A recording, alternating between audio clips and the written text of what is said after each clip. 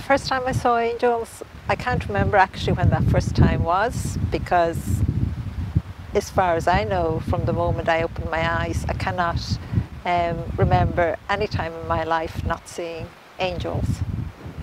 And at the time I didn't know they were angels now, because I was so small. It was only as I got older. They told me in a simple way, because I was a child, what they were.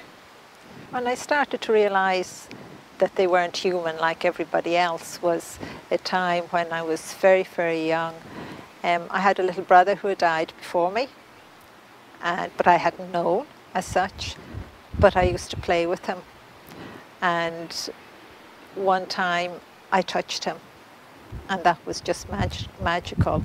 You know, we just went into each other, and I, as a young child, we were building blocks in front of the fire, and I just burst out laughing.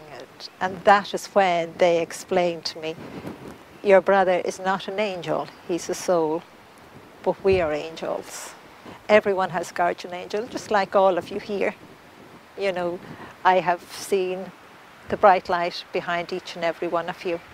And it is, how can I say, to describe that bright light, it's about like 3 steps behind a person. And sometimes maybe I could describe it like a beam of light, or sometimes maybe like a fluorescent tube. You know, that type of light.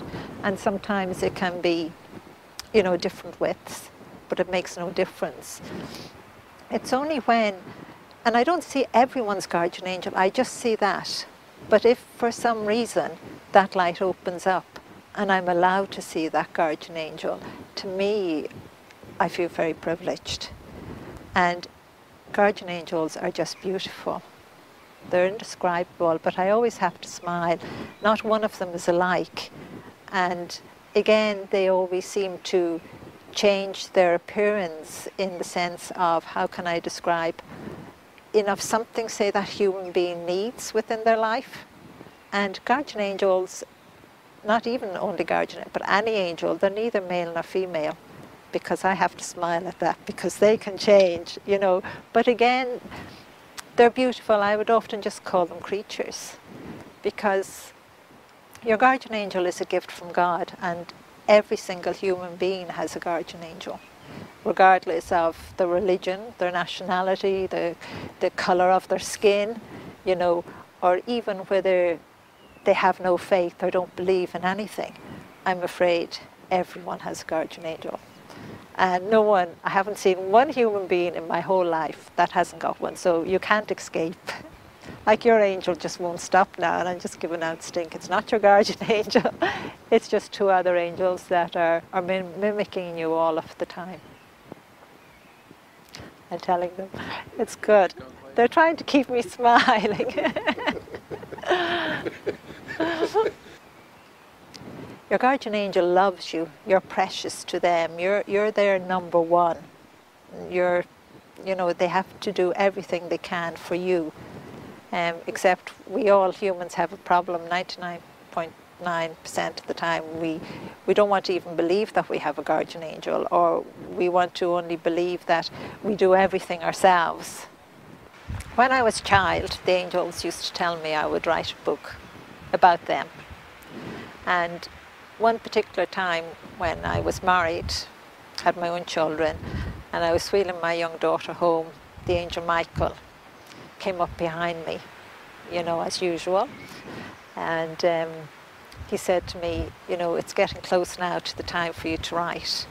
And I just laughed at him, just literally laughed at him, because I said, listen here, I can't even read or write properly. It's very difficult for me. How on earth do you expect me to write a book? And he says, well, you will. And it'll only be the beginning, you know. And after that, just things started to unfold. That's one of the reasons that God and the angels wanted me to start writing, and to give people back hope, you know, purpose. And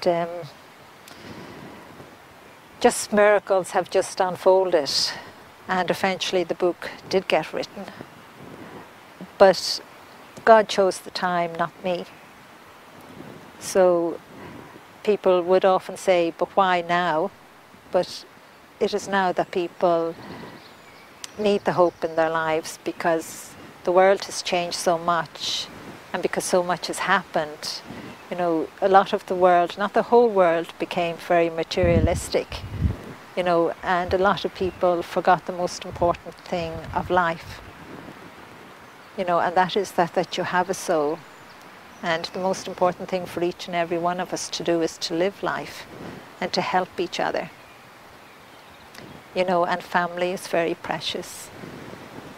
The human part of me is very surprised at the success of the book.